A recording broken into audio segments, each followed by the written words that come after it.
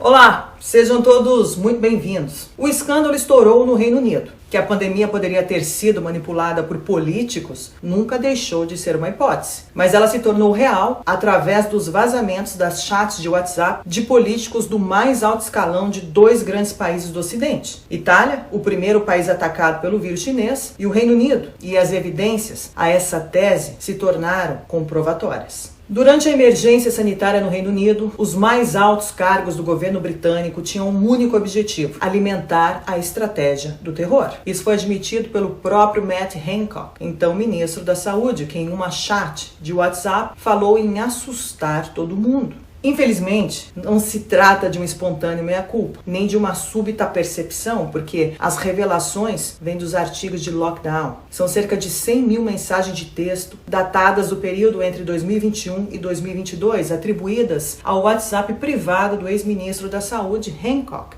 e que estão agora nas mãos do jornal The Telegraph. Todas as conversas de seus colaboradores próximos aos mais altos funcionários do Estado agora são de domínio público e contêm informações chocantes sobre o gerenciamento da pandemia. A destinatária original do material foi a jornalista Isabel Wolkerhot, que escreveu a biografia de Hancock. Os pontos mais críticos são dois: as chocantes declarações sobre a estratégia do terror e a discussão sobre quando distribuir a nova variante. No primeiro ponto, vemos uma conversa entre o ministro Hancock e Simon Case, então secretário de gabinete do Reino Unido, sobre lockdown. Eles sugeriram que medo e culpa deveriam ser as principais armas a serem usadas na comunicação do governo, tudo justificado pelo fato de ser necessário continuar com a política de lockdown, ou seja, todos trancados em casa. Uma decisão autoritária que revelou-se mais mortal que o vírus. O segundo ponto mostra ainda uma conversa entre Hancock e Damon Paul em 13 de dezembro de 2020, mas desta vez eles falam sobre a variante alfa. O ministro escreveu: "Assustamos a todos com a nova cepa", e Paul concordou, respondendo que sim, isso é o que terá uma mudança de comportamento adequado. A chat com seu consultor de mídia é emblemática, onde Hancock pergunta quando implantamos a nova variante. Paul responde: "Estive pensando mais sobre isso e acho que precisamos ser mais cautelosos." Damon sugere a Hancock de manter as escolas fora da agenda. Em 25 de janeiro de 2021, uma outra chat entre Hancock e Paul revela nomes como Tedros Adhanom e Bill Gates. Paul levanta a plataforma de avaliação de novas variantes, um serviço de detecção do Reino Unido, e pergunta se Hancock havia contado a Tedros sobre isso. Hancock responde que sim, dizendo que havia mandado uma mensagem a Tedros. E Paul continua: "Sem promessas, eu estou tentando obter o endosso de Bill Gates na plataforma." E aqui encontramos a frase choque de Hancock. Hancock, muito orgulhoso de seu feito, brinca que Bill Gates deveria uma a ele por ajudar a injetar seus chips nas pessoas. Isso sugere que outra teoria da conspiração possa ser verdadeira, ou seja, que as variantes eram uma farsa sob controle político. A narrativa das variantes sempre foi suspeita. Em primeiro lugar, toda a base para o sequenciamento era extremamente duvidosa, assim como os testes de PCR, ainda mais duvidosos. Por enquanto, o jornal britânico The Telegraph, um dos mais antigos do mundo, está esmiuçando as mais de 100 mil mensagens porque parece que o melhor ainda está por vir. E para quem ainda não consegue acreditar no que está acontecendo, uma reação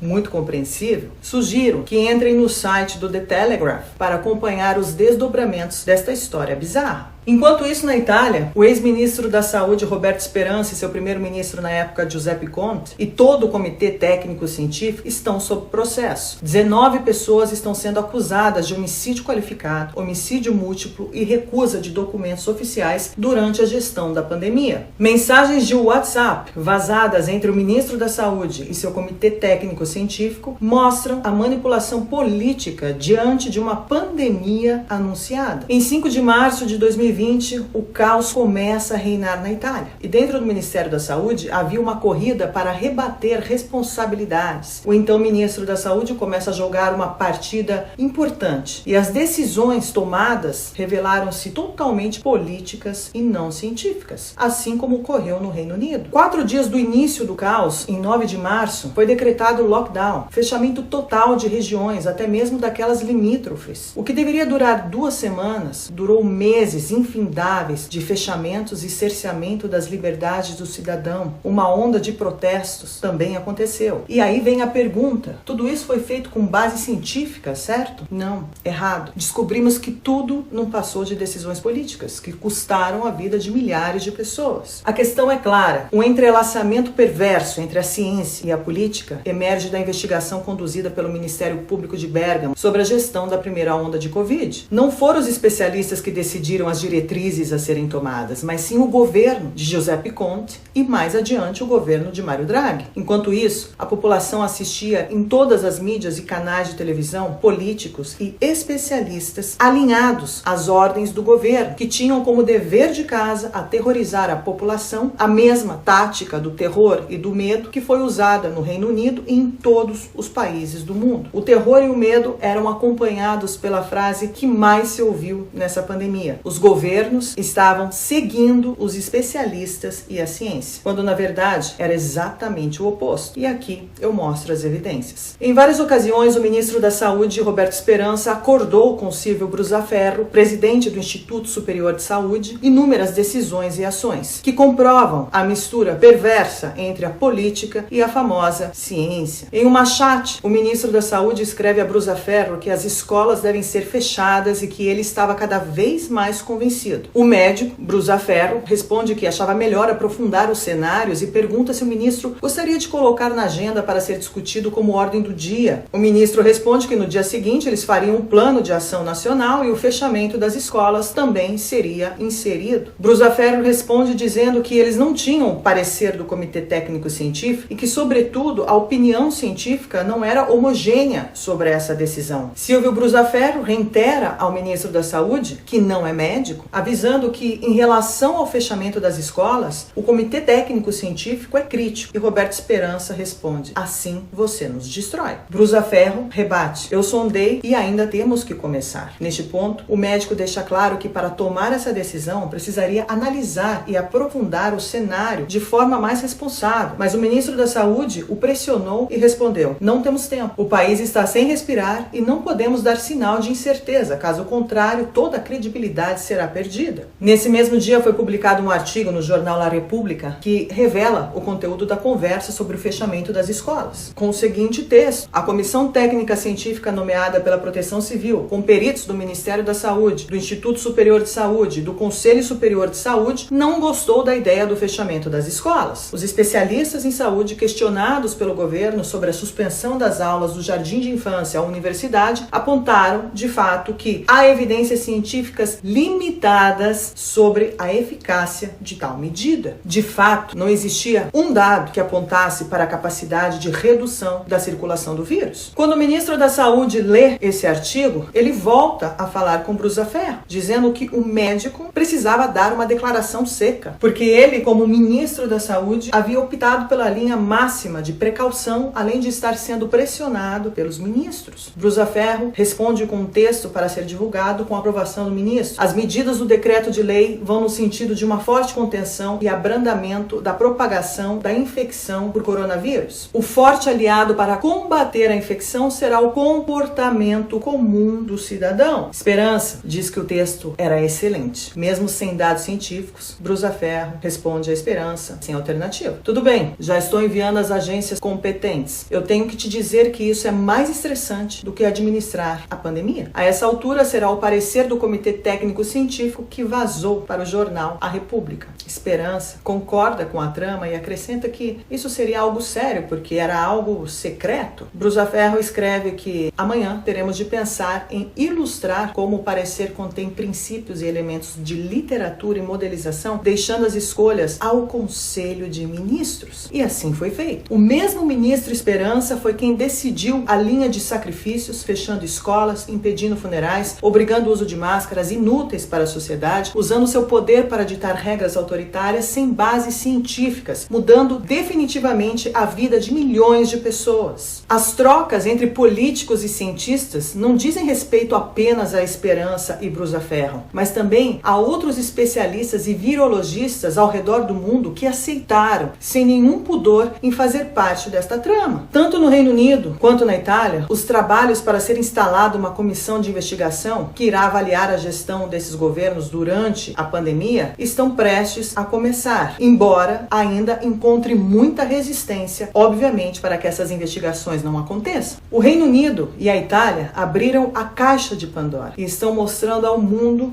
em detalhes como a pandemia foi gerenciada entre a mídia e a política. Todos repetiam a famosa frase: estamos do lado da ciência e é a ciência que decide, quando na verdade eram eles que dirigiam os cientistas e a ciência.